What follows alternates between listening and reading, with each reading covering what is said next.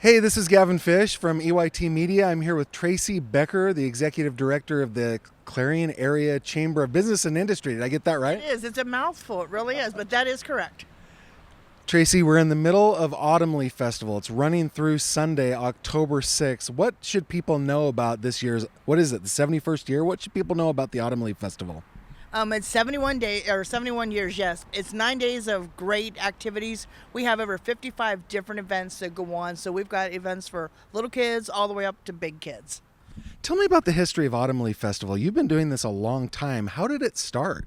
Well, it started, of course, 71 years ago. I've been now doing it. This is my 39th year of doing the festival. Again, it was a group of gentlemen in the area that were looking away, how do you promote Clarion? And one of the guys had gone up north into New York and had seen a potato festival. So when he brought the idea back, sat down with the gentleman, and they decided, let's do something in the fall to showcase the leaves. So that's how the Autumn Leaf Festival started back in 1953. Need reliable plumbing or heating services? Call Luton's Plumbing and Heating.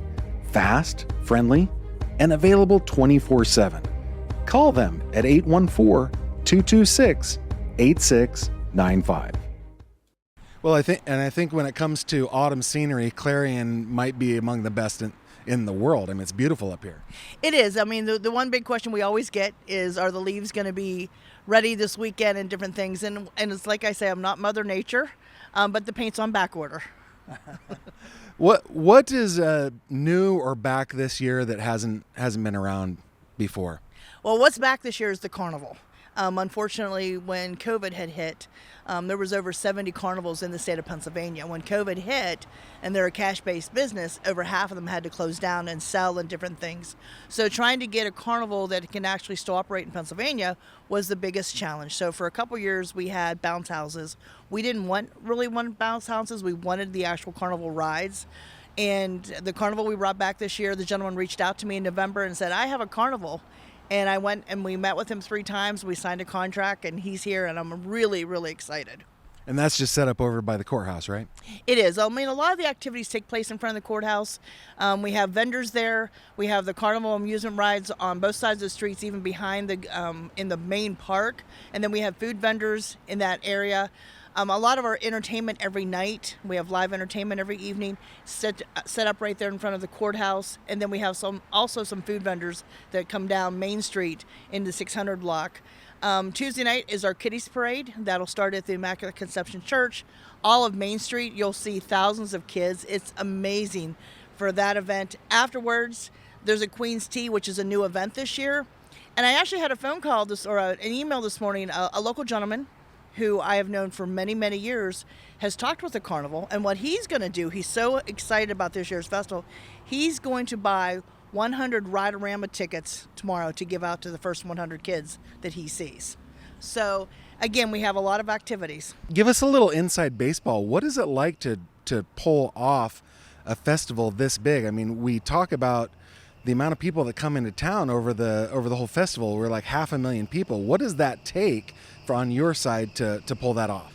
It takes a lot of hours. What we actually start doing is after this year's festival, we'll do our wrap-up meetings with a lot of the committees. We'll talk about what worked, what didn't work. Then we'll start putting ideas in place for next year. In December, we do our theme and logo contest. We announce that in January. And then February, we start running with meetings. I start reaching out to businesses to be sponsors. But we really start our meetings in March. And usually every week, there's probably 3 to 4 different meetings that we're talking about different things. But something that we started probably about 25 years ago is we put together a list of action items of what needed done for each event. And then we took it one step further where we said, okay, what can we do in March? What can we do in April? What can we do in May? So what I do literally almost weekly is I'll pull up those lists and I'll see what's been done and what's not been done, and then see if I need to panic yet or not. The second part is volunteers. I have an amazing board of directors, but I also have some former board members who are committee members, but even the community itself are volunteers. So they'll come in, they'll help man the phones, they'll run errands and do different things like that. So it truly does take a village to put this festival on. I was going to ask, you said we. That means a lot of people, right? So if somebody wants to help, somebody, say next year or moving forward, what are the first steps they take? All they do is reach out to me. I mean, right now I'm currently an office of one, so they can call my office, they can stop into the office, they can email me, and we keep a list of people that are interested that want to volunteer maybe for this event or that event, or maybe they have an idea of a new event, because sometimes we're always looking to tweak things. Again, like I said, our pageant coordinator said, I have an idea about doing a Queen's Tea. This is what it's going to entail. Great. We love to add things to it because we always want to change things up. We don't always want the same things happening year after year. Thanks, Tracy. I appreciate the time. Thank you.